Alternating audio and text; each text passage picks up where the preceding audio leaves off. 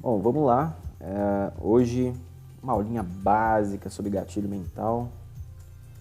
E para a gente entender sobre gatilhos mentais, a gente precisa saber primeiro o que é mental e o que é gatilho. Mental a gente já tem uma noção, né? Vou abrir aqui o nosso aplicativo favorito, pelo menos dos copywriters. Não vejo ninguém falando do Notepad. O pessoal fala de tanto aplicativo legal para copywriter, mas o Notepad não funciona. E é isso. Vou abrir aqui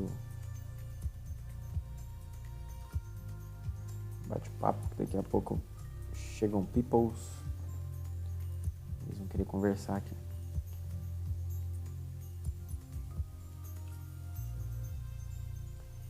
É isso.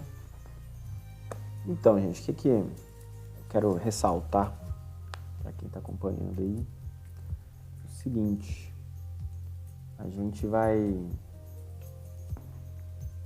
entender o básico, que é a ideia de ancoragem. Hoje a gente vai esbarrar um pouquinho na programação neurolinguística, porque quando a gente está falando de gatilho, a gente está falando de algo que aciona. Esse é o próprio conceito de gatilho. A gente tem aí, o pessoal fala sobre gatilho da reciprocidade, gatilho da, vamos dizer aí, da autoridade. Se eu for listar os gatilhos aqui, pelo menos os que eu já vi em livros, vão dar mais de 100. Eu esbarrei num livro uma vez que ele mencionava cerca de 300 gatilhos. E a gente tem aí os principais, né? Franciele, comentar algo aí? Só para saber mesmo. E esses gatilhos, eles vão acionar algumas emoções nas pessoas e a ideia do copywriter... Ai, desculpa, Tela. Tudo bem, não tem problema não. A ideia do copywriter é usar esses gatilhos de alguma maneira mais precisa para acionar as emoções e conduzir a pessoa a partir dessas emoções. O que às vezes a gente não vê o pessoal comentando é que esses gatilhos eles são formados, eles são criados, na verdade. E a gente tem um padrão cultural, social, e a gente vai entender, às vezes erroneamente, de que esses gatilhos eles são comuns para todos os seres humanos e funcionam da mesma maneira para todo mundo. O que não necessariamente é verdade, né? Porque as culturas, conforme elas vão diferenciando, a gente também tem gatilhos diferentes para cada cultura, principalmente para quem estiver vendo esse conteúdo aí, já esbarrou com pessoas que vieram do Oriente, ou até mesmo de algum outro país que seja aqui vizinho, ou de uma cultura diferente. O que aciona esse gatilho vai ser diferente e as emoções também serão, mesmo que em detalhes, diferentes da nossa cultura. Bruno, seja bem-vindo. Então, a gente tem aí aquela listinha básica de gatilhos, só que o que eu quero nortear aqui hoje? O que está por trás de um deles? Quando que eles começam a ser formados? Eu vou tentar usar uma ferramenta aqui que é de desenhar. Vou fazer um risco aqui, vocês só me confirmam se o risco está aparecendo aí para vocês ou não. Um risquinho vermelho aí embaixo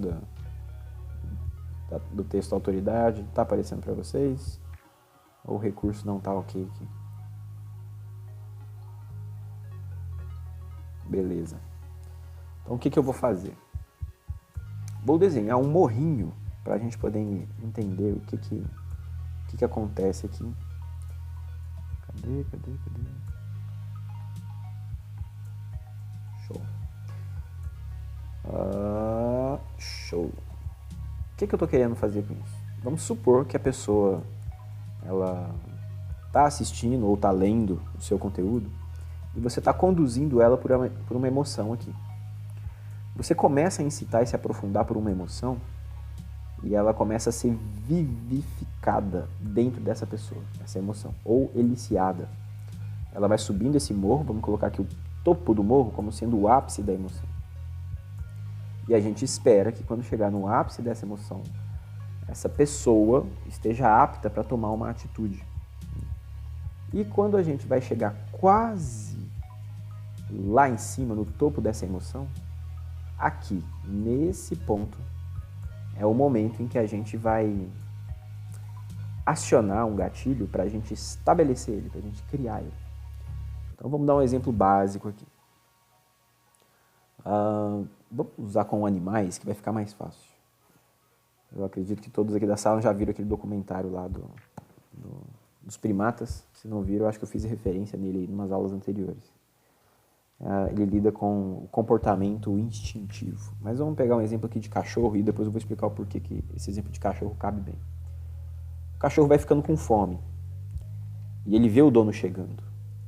Então vamos supor que aqui seja o estímulo do dono chegando. O cachorro vai olhar, vai perceber. Quando o cachorro notar que o dono está indo rumo ao pote de ração, as expectativas do cachorro vão aumentando. Quando o dono do cachorro pega o pote de ração, ele acionou um gatilho no cachorro e o cachorro começa a salivar. E o que acontece aqui? Ele acionou o dono, sem perceber, ou até percebendo mesmo, esse gatilho. Mas é um gatilho de quê? De fome, de salivação? Não importa o nome que a gente dá. Por isso eu não ligo tanto para o nome que se dá aos gatilhos. Mas eu fico mais interessado em qual emoção ele está eliciando. Quando a gente está dentro de um lançamento, a gente está criando expectativa. A gente fala, olha, a partir do dia tal vai ter o conteúdo tal. Aí começa o conteúdo primeiro, o conteúdo segundo, o conteúdo terceiro. No final do conteúdo eu estou acionando tanta expectativa que eu já estou subindo esse morro. E aí eu dou uma ordem. Vai lá e compra o produto. Essa expectativa da pessoa continua até aqui em cima. Depois ela vai descer. O que é a descida dessas emoções? Essa descida das emoções é quando a pessoa se satisfaz. Você vai notar isso a respeito de fome, você vai notar isso a respeito de sono, você vai notar isso a respeito de sexo, você vai notar isso a respeito de qualquer expectativa que seja criada na pessoa. Quando a gente lida com alguns gatilhos que o pessoal fala, por exemplo, do efeito manada, o gatilho do efeito manada, ou o gatilho da comprovação social, tudo que a gente está dizendo é que isso foi remarcado tantas e tantas vezes na mente da pessoa que ela já não pensa a respeito de como agir. Desde a infância, a gente passa por situações e vai marcando esses estímulos. Só que esses estímulos, eles vão sendo marcados 1, 2, 3 vezes. E às vezes, quando a gente está aqui num lugar em que a gente já consegue prever esse estímulo, vamos supor que a gente está aqui embaixo, e a gente fala, uau, eu já conheço essa subidinha e eu já fico na expectativa do gatilho assinar a emoção. Isso quer dizer que tem outro gatilho aqui embaixo. Então essa linha acabou descendo e gerando uma expectativa de outro gatilho ali na frente. Então, por exemplo, quando você vê um anúncio no Facebook ADS, você já presume que ele vai trazer para você uma oferta. E quando você vê o estímulo em forma de palavra escrito jornada, você também prevê que a pessoa está fazendo um lançamento. Por você já conhecer bastante essa reta aqui, essa subida, você já está esperando por esses gatilhos serem acionados. Porque ele já foi acionado em você 1, 2, 3, 4, 5 vezes, não sei quantas vezes. Quando a gente lida lá a respeito das emoções, da memória, a gente falou em umas aulas em que a gente mencionou a respeito da memória, que existem 2 maneiras de eu marcar uma pessoa. Ou seja, por um impacto emocional muito grande, ou seja, pela repetição. O que eu estou querendo dizer? Que se você participou uma vez de um lançamento de alguém na internet, e ele foi muito impactante para você, ele causou um registro tão intenso aqui, tão intenso, que na próxima vez que você vê o lançamento de uma outra pessoa, você de longe já comece a criar uma expectativa relacionada à emoção que você sentiu daquela primeira vez. E isso não vale só para lançamento. Para quem está acompanhando aí, entende que isso é válido para todo o restante da vida. Mas, Theo, então, se isso for verdade, quer dizer que a gente é registrado e marcado por gatilhos diferentes por toda a vida. Sim. Quando você nasceu, você chorou e alguém colocou um bico na sua boca. Era um bico de um seio feminino, espero eu, da sua mãe, provavelmente, e te incitou a sugar. Essa incitação a sugar marcou um registro em você assim que o leite tocou a sua boca e você começou a ingerir o leite. Então, começou aquela jornada de sensações muito boas. Foi muito bom, foi muito bom, foi muito bom, foi muito bom. Depois que você sentiu um prazer enorme de ter a barriguinha cheia de leite, veio a satisfação, deu um pico e a satisfação foi diminuindo.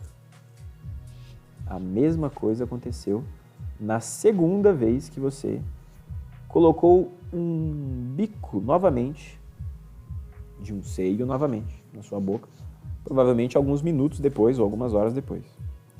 Isso marcou, de novo, essa jornada aqui de ter uma satisfação, um pico de satisfação, e depois um decréscimo depois dessa satisfação já alcançada.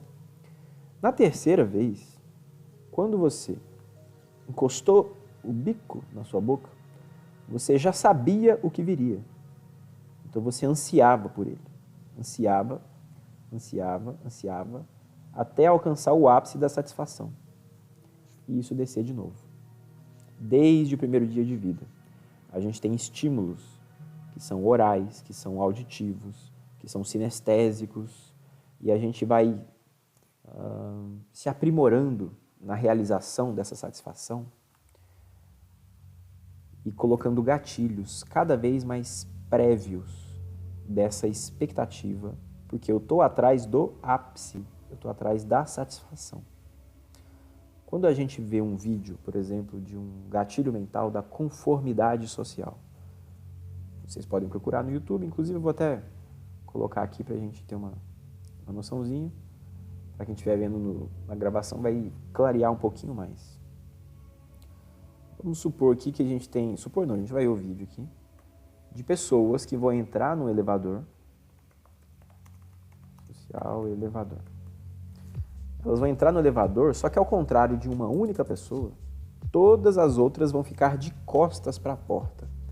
E isso vai gerar um mal-estar muito grande em quem está virado para a porta. E o que está gerando ali? Uma insatisfação, um incômodo. O incômodo quer dizer que tem algo que não está habitualmente comum, não está habitualmente normal. Esse mal-estar vai pedir por uma homeostase. E aí a gente começa a entender que quando eu estou incomodado com algo, eu estou fazendo a mesma coisa aqui, ó. Eu estou colocando esse ponto, deixa eu trocar a cor aqui, fica mais fácil. Eu estou trocando esse ponto aqui de homeostase, que é de mundo comum, trazendo ele aqui para baixo. É um incômodo, é negativo. E aí a minha própria mente me pede para que eu volte para cá. Só que eu vou tentar me corrigir. E como eu não tenho controle do externo, eu vou ser incomodado o suficiente para que, intuitivamente, eu seja colocado numa posição que vai me gerar essa satisfação aqui. E essa satisfação não tem a ver com o bico do peito, não tem a ver com a satisfação do leite, não tem a ver com a satisfação de qualquer outra coisa, da comida, do sexo. Tem a ver a respeito daquela pulsão primária que é de ser amado. Essa pulsão primária de ser amado, ela vai se traduzindo em vários comportamentos, e inclusive no ser amado socialmente. Para quem já viu lá a pirâmide de Maslow, poxa, a internet aqui tá precisando de lenha. Para quem já viu a pirâmide de Maslow, sabe, ou pelo menos supõe, que os humanos vão procurar antes comida, alimento, segurança, aprovação social em algum momento. Mas nós, aqui, treinantes comigo, nós vamos inverter aquela pirâmide. A gente vai colocar aquela pirâmide como sendo ao contrário, porque a gente já entende que o ser humano é capaz, sim, de negar suas pulsões em troca do ser amado. Olha que legal, a mocinha ficou tão desconfortável que ela teve que virar também para ficar igual a todo mundo. Porque eu não quero ser desamado, eu não quero, naquele contexto, naquele cubículo, ter a sensação de que eu não estou sendo aprovado. Então eu acabo criando um morrinho desse aqui, ao contrário. E eu tendo a voltar para a homeostase, para a satisfação. Isso me gera satisfação. Olha que legal, que paisagem legal, né? Quando alguém se vê incomodado, tem algo errado, ele está estranhando, acha estranho, mas vamos virar ao contrário. Ok, é estranho, mas houve uma satisfação que é não ser destacado como o rejeitado. Isso só na cabeça dele, tá? Ninguém falou com ele, olha, você está rejeitado por isso. Não, ele apenas supõe isso. Isso é o famoso efeito manada, algumas pessoas vão chamar de efeito manada, mas é o que chamam também de conformidade social. Eu adoro ver esses videozinhos. Tem vários outros experimentos. Para quem está lá no grupo de mestres já viu alguns outros também. Olha que mal-estar do cara. Ele fica buscando no olhar do outro se eu estou sendo aprovado ou desaprovado. Os atores ali foram treinados até a virar de novo para estimular se ele está diferente ou não. E ele vira. Ele está buscando a explicação no olhar do outro. O cérebro humano é altamente social. Ele acha estranho, mas ok. Prefiro dar risada e fazer o que todo mundo está fazendo, mesmo que eu não ache sentido nisso. Mas eu não quero ser o diferentão. E funciona.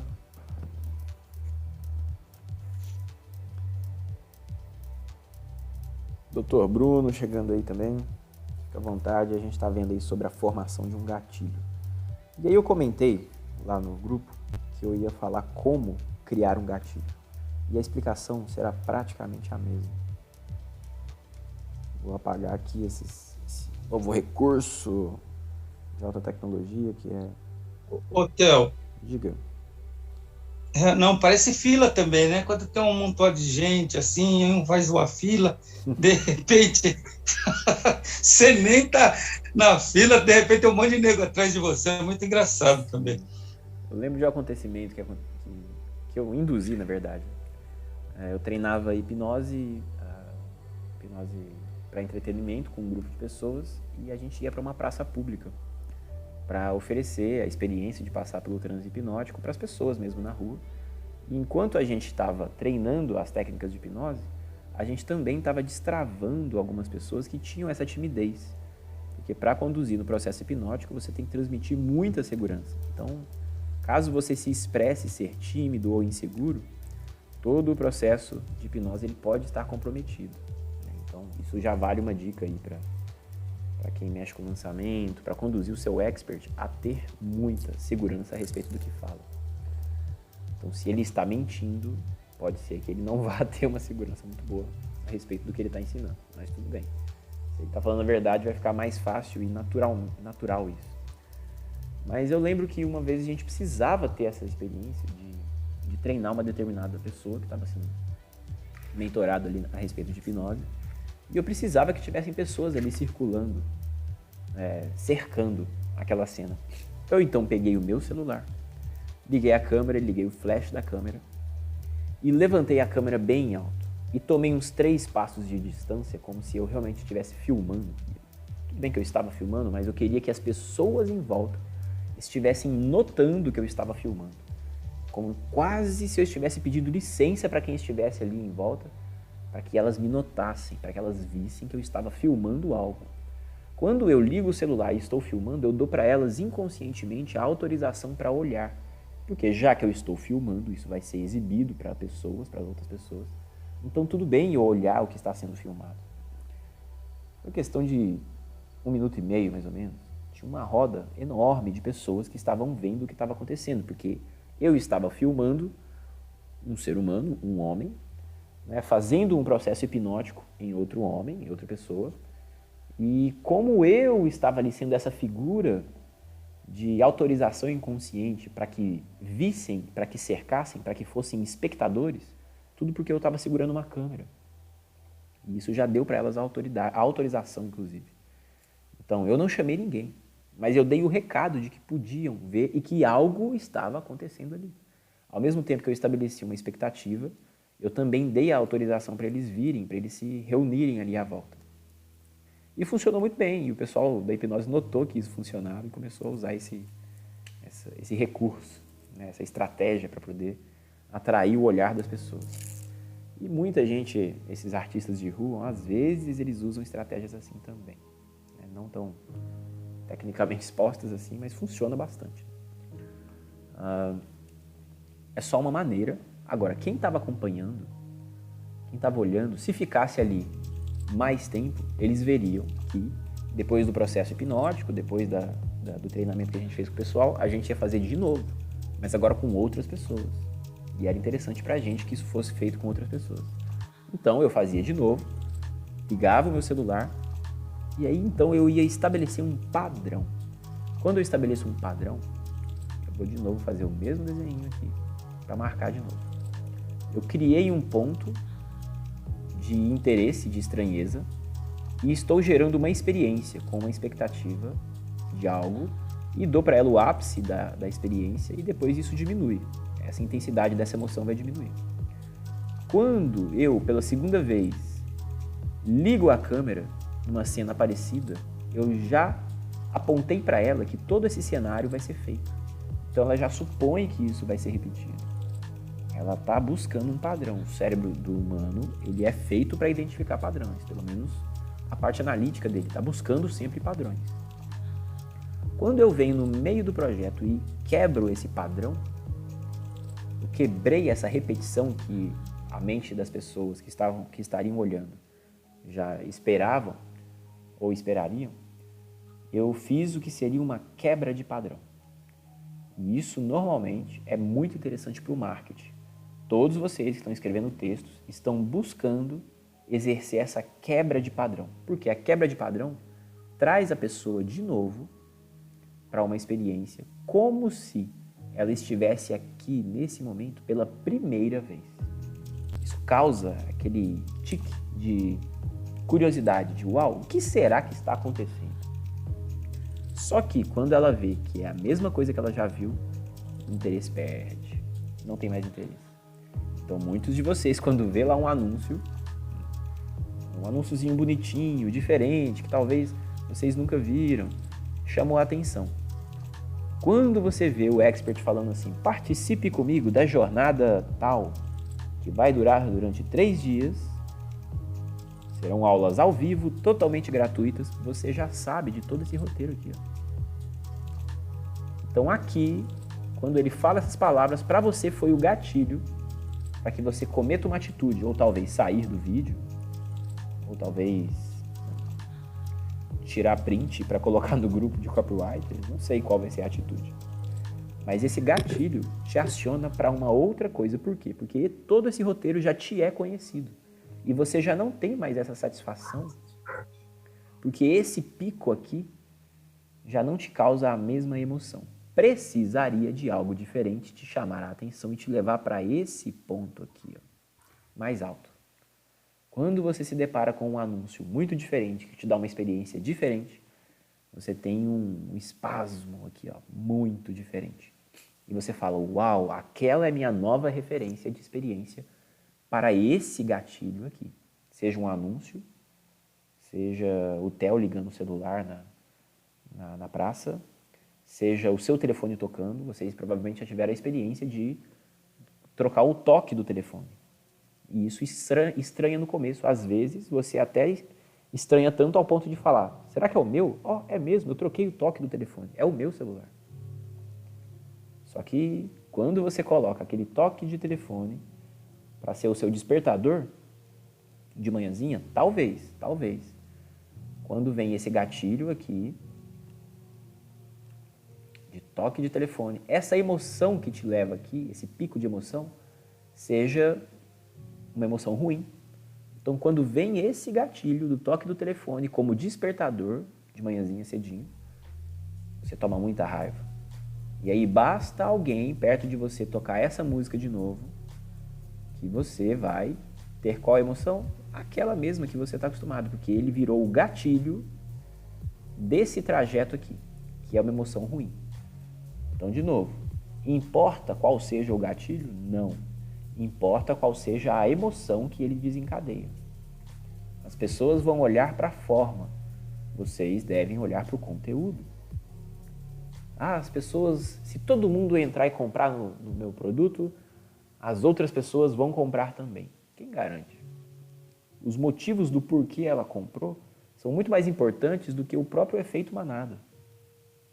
Então, naquele videozinho que a gente viu aí agora a respeito do elevador, se a gente reparar no olhar da pessoa, no olhar do homem que estava vendo essa experiência acontecer com ele, que estava notando aquela estranheza, a gente vai notar que, infelizmente, a experiência não era boa. Olha que expressão estranha. Ele está estranhando isso. Ele não está muito confortável. Ele está desconfortável. É um gatilho de efeito manada? Alguns vão dizer que sim. Outros vão dizer que não. A gente não sabe qual era o contexto desse homem. Se era o primeiro dia dele de trabalho no emprego que é naquele prédio, se ele estava indo para uma entrevista de emprego. Isso muda totalmente o emocional, o olhar dele a respeito da experiência. Agora, a gente não sabe se ele estava vindo de uma briga, se ele estava vindo de uma experiência muito boa. Saber isso é quase impossível. Quase impossível. A gente está aprendendo lá no grupo de mestres sobre leitura fria, sobre como identificar as emoções da pessoa, mas a gente nunca sabe qual é a origem, o contexto de origem que estão trazendo aquelas emoções. A gente só supõe, a gente só tem sinais. E tudo bem ter sinais. Basta que a gente pergunte para a gente saber. Mas Theo, não dá para perguntar sempre. Tudo bem. Conduza sempre pela verdade. Porque no momento em que esse homem aqui nota que é uma brincadeira, olha que interessante essa reação dele aqui. Ele está estranhando. Ok. Pode até achar engraçado. Quando a coisa muda de figura, ele dá esse sorrisinho aqui. O que é esse sorriso? Para quem já está treinando lá a leitura das emoções, vai identificar. É o grande insight. Então é uma brincadeira. Entendi. Estou acima da situação agora. Mesmo que ele vá, ele não se entregou. Então ele resolve participar, talvez pelos motivos que você, como expert, ou que você, como escritor, não gostaria que ele fosse. Do mesmo jeito que você pode fazer a copy para um lançamento. E aí vai entrar 10 mil pessoas no seu lançamento. Show, você fala. Uau, que legal.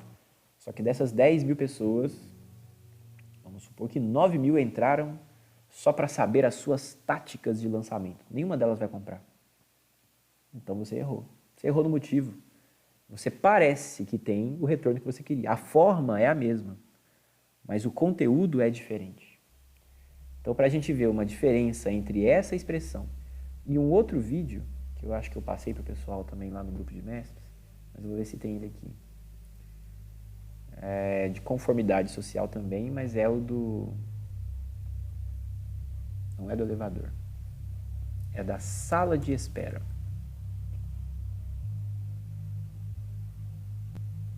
Deixa eu limpar aqui.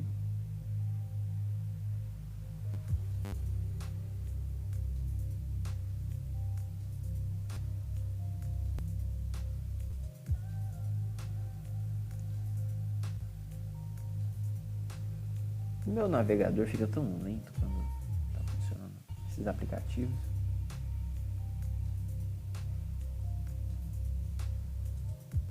Acredito que seja esse primeiro vídeo, mas eu vou confirmar aqui. Se for, vocês vão ter a experiência de ver esse vídeo e notar que essa mesmo. Essa participante, perguntaram para ela por que ela levantava quando todo mundo levantava. E aí ela expressa essa carinha aqui, olha. Essa carinha, para quem já está estudando lá as microexpressões faciais, vai notar que isso é vergonha, que isso é timidez, que isso é insegurança. Por quê? E é genuíno. E para quem já está se treinando aí, vai notar que é genuíno. É genuíno porque ela realmente aceitou o contexto influenciar sobre ela e ela não se colocou como acima da situação. Ela não manjou que era uma brincadeira, vamos dizer assim. Ela não deu uma explicação consciente, como aquele rapaz do elevador deu, e ele não precisou falar nada. Apenas pela expressão facial dá pra gente identificar isso. Isso chama leitura fria. Qual é a diferença de um e de outro? Que nessa mulher, o que os copywriters aí vão chamar de conformidade, aliás, de efeito manada, né? Ou de conformidade social, funcionou do jeito que se esperaria. Já naquele outro homem do elevador, não, porque ele entendeu que era uma brincadeira. Mas mesmo assim, mesmo ele entendendo que era brincadeira, ele virou de novo, pela terceira vez, o corpo dele. Já essa mulher aqui, ela não estava fazendo de forma consciente, ela estava fazendo de forma inconsciente. Esse é o barato louco dos gatilhos mentais, que eles aconteçam de forma inconsciente. Mas e aí, Theo, importa se é consciente ou não? Eu acho que depende. Depende de como você quer engajar seu público, depende de qual reação você quer engajar. Se você quer realmente fazer as pessoas crerem que o que você está oferecendo é real, ou se ela vai comprar com aquele julgamento assim, tô comprando porque eu quero ver o conteúdo dele, mas eu não estou abraçando a missão que ele está transmitindo para mim. E isso não é que está fazendo ele de bobo, está fazendo o copywriter de bobo. Porque enquanto ele está escrevendo lá assim, vou escrever aqui que a garantia é de 30 dias. E aí, porque a garantia de 30 dias é que eles aceitaram de vir aqui comprar. Não, nem era essa a questão. Então, uma coisa que a Thalita, ela não pôde vir hoje, deixou lá até o recado, mas a Thalita, ela enfatiza bastante que é de ter o feedback. Perguntar para as pessoas. Por mais que a gente vá fazer uma landing page, vai fazer uma carta de vendas que vai tentar abraçar todas as objeções das pessoas, para que ela tenha total segurança, e é isso que a gente está buscando, transmitir a segurança. Quando a gente começa a tentar usar de qualquer gatilho, ou seja, de qualquer elemento conhecido da pessoa para transmitir uma emoção que vá travestir a verdade, eu é que estou sendo o bobo da situação. Porque a casa vai cair para o meu lado, ou para o lado do expert, né, que me contratou, em algum momento. Por isso, eu afirmo e reafirmo, evitem ao máximo colocar no texto aquilo que não é real. Eu vou florir um pouquinho esse lado aqui, vou omitir esse lado, mas eu vou florir mais aquilo que pode ser quase mentira. Evitem isso. Transmitam o máximo possível da segurança.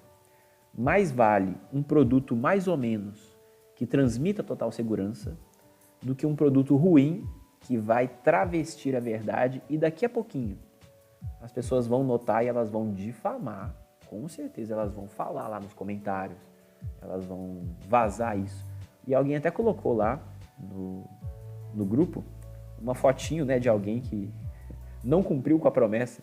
Eu acho que foi até o Bruno, não lembro se foi o Bruno. Fui eu. O Bruno, né?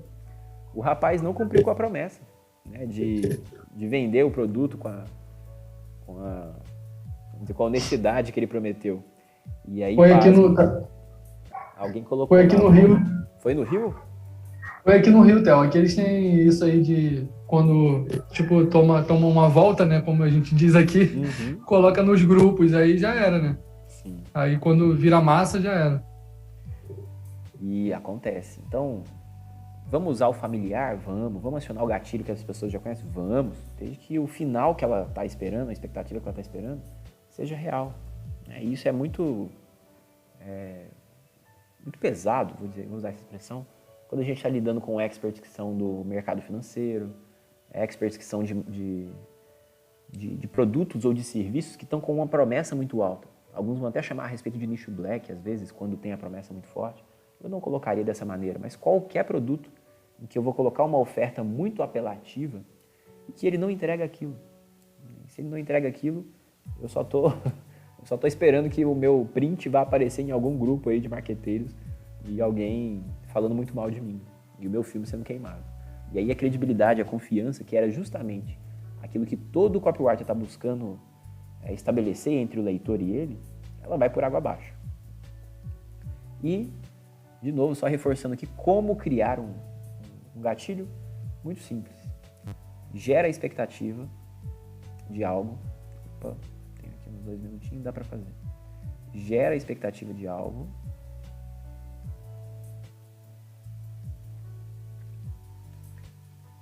Coloca um estímulo qualquer estímulo. E a partir daí você descarrega a emoção. Descarregou a emoção? Show! Aí na segunda vez você tem aquele mesmo estímulo e descarrega a emoção. E como que eu vou empilhar um estímulo no outro? Eu vou criar uma âncora, eu vou ancorar um outro gatilho, soltando ele aqui, ó. Aqui. Um autor chamado Pavlov, dentro da psicologia, toda vez que ele ia dar comida para o cachorro, ele tocava um sininho. Ele tocava o sininho e despejava a comida. Mesmo que o cachorro já visse ele indo rumo para o pacote de ração, quando ia soltar a ração no pote, ele tocava um sininho. Nas outras vezes, ele só soltava o sininho. Ele só fazia esse gatilho aqui do sininho. E o cachorro já salivava, porque o fisiológico do cachorro já respondia. Essa é a maneira. Nesse momento, antes do pico da emoção, você solta um estímulo. Faz esse experimento, seja no lançamento, seja na copy, e aí é o momento certo para a gente poder fazer uma CTA, muito bom. Antes do pico da emoção, você vai fazer esse experimento e ver que a coisa funciona. Por isso que antes de eu te contar o grande segredo, eu peço para você dar like no vídeo. Isso funciona bastante mesmo. Inclusive, se vocês estão vendo aí esse vídeo gravado, já aproveita. Se for no YouTube, dá o like aí. Se for no Facebook, comenta alguma coisa. Enfim, já sabe o roteiro todo. Gente, a gente está com um minutinho aí, 15 de restante de aula. Já vou aproveitar e agradecer e deixar para vocês aberto aí para fazer algum comentário. E sei que é uma quebra de expectativa, né? Provavelmente alguém deve ter imaginado que, vou listar todos os gatilhos ali. A gente pode ter uma aula dessa aí. Vou trazer uns 100 gatilhos pelo menos aqui, descrever cada um deles. Mas todos eles foram formados da mesmíssima maneira. E as emoções são causadas por todo o contexto de vida e todas as experiências anteriores. Então, desde a sedução até a compra, a gente pode acionar, criar gatilhos diferentes, dar nomes diferentes também e, inclusive, vender um e-book só a respeito disso, que vale a pena também. Gente, muitíssimo obrigado pela presença e participação de vocês. Qualquer coisa, ou dúvidas, ou comentários, a gente discorre lá no grupo lá mesmo. Tá ok? Obrigado para vocês. Pode falar aí, João. Obrigado, boa noite para todo mundo. Até amanhã, uma belíssima semana para todos. É verdade, hoje é domingo, um bom início de semana para vocês também. Até mais, gente. Obrigadíssimo aí. É isso, se você está comentando ou está assistindo aí pela gravação, aproveita aí ou se inscreve, ou enfim, você já foi engatilhado, convenhamos, né? Até mais para vocês, Theo aqui, tudo de bom para vocês.